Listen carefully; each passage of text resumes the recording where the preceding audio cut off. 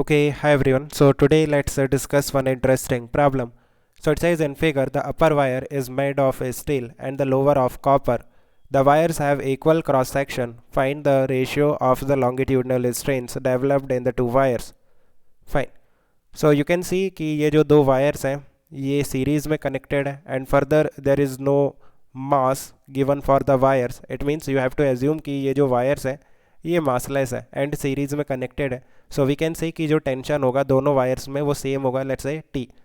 कैसे चेक करते हैं, आप देखो ये जो कॉपर वायर है इसका हम फ्री बॉडी डायग्राम ड्रॉ करेंगे. सो नीचे की तरफ एम जी लगेगा, let's say mass of this load is small m, then m g लगेगा.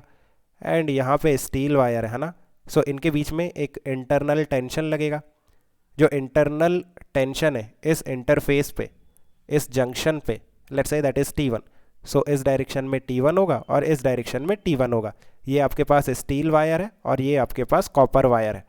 Now you can see from the equilibrium of this copper wire, net force on copper wire must be zero, that means T1 is equal to m g, right. So यहाँ से आप देखो steel wire है, ये ऊपर ceiling से connected है. So T1 that is equal to again m g, right.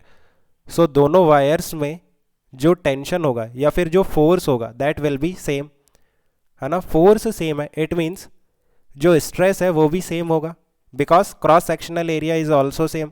Cross sectional area same है एंड सेम टेंशन है या फिर सेम फोर्स है, it means we can say कि जो स्ट्रेस है वो भी सेम होगा.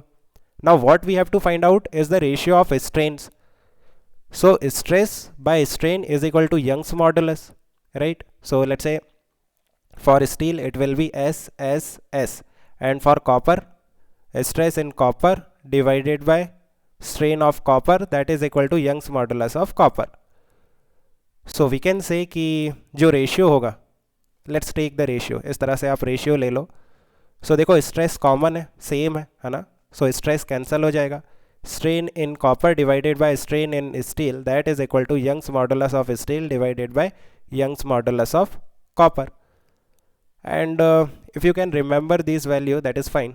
आप देखो कॉपर एंड स्टील के लिए जो यंग्स मॉडुलस है it will be better if you can remember this values. Steel के लिए कितना होता है 2 into 10 raise to the power 11 and copper के लिए होता है 1.3 into 10 raise to the power 11. So just take the ratio, it will B 2 divided by 1.3, that is the value of strain in copper divided by strain in steel. Fine. So I think you have understood. Let me know if you still have any confusion. We can discuss further. Okay, guys, keep working hard. Best of luck. Bye.